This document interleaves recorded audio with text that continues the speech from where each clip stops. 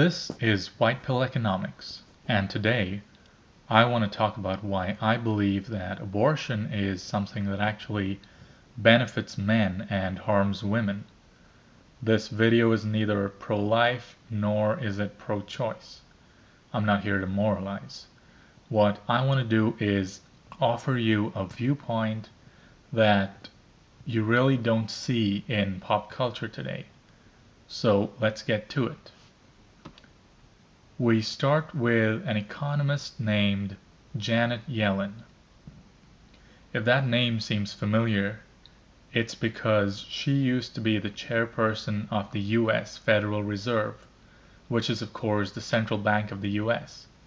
And she's married to a man named George Akerlof, who is also an economist.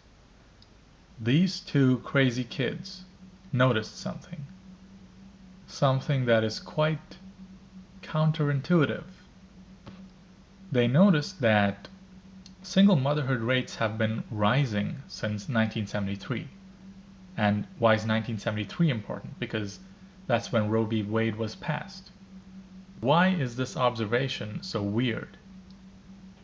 Here's why. Because prior to the Roe v. Wade decision, many of the advocates for abortion argued that abortion would reduce the number of unwanted births. They argued that we would have fewer single mothers and fewer children growing up in poverty if we legalize abortion, right?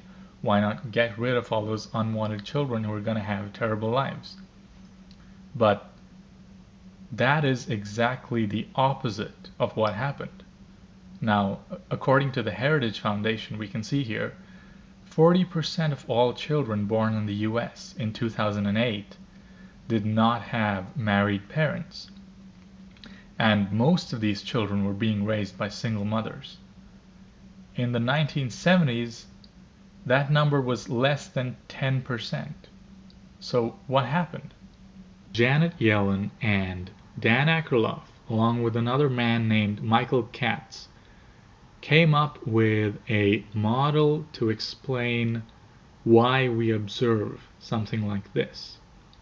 And to understand this model, first we need to understand what life was like in a time before birth control and abortion became mainstream.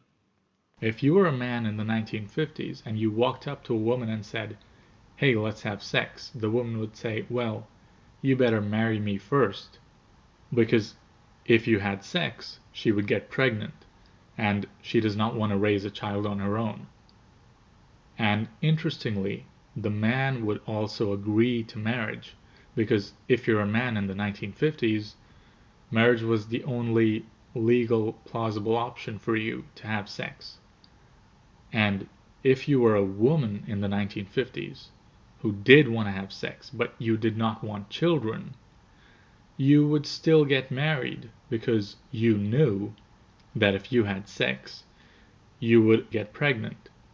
And of course, you would want a partner to raise that child. Why is that important? What does this mean?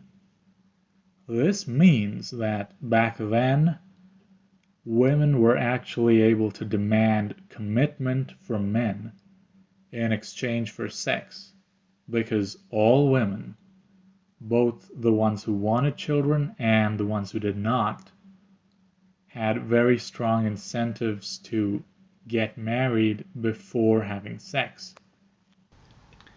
If we skip forward to today, if you're a woman in 2021 who wants to have sex and does not want children, for the first time in all of history, that's something that you can actually do. This is great news for a man who's looking to have casual sex. Because now, for the first time in history, there are so many women actually willing to have casual sex. So what does that mean for a woman who does want children? A woman who does want children is no longer able to demand commitment from a man in exchange for sex, because men can now have sex outside of marriage. So marriage is a lot less attractive to men than it used to be. And they argue that this is why we have so many single mothers today. The children who are born outside of wedlock today are not unwanted. The women who gave birth to these kids wanted to have them, but the fathers simply refuse to commit because they have no reason to commit anymore.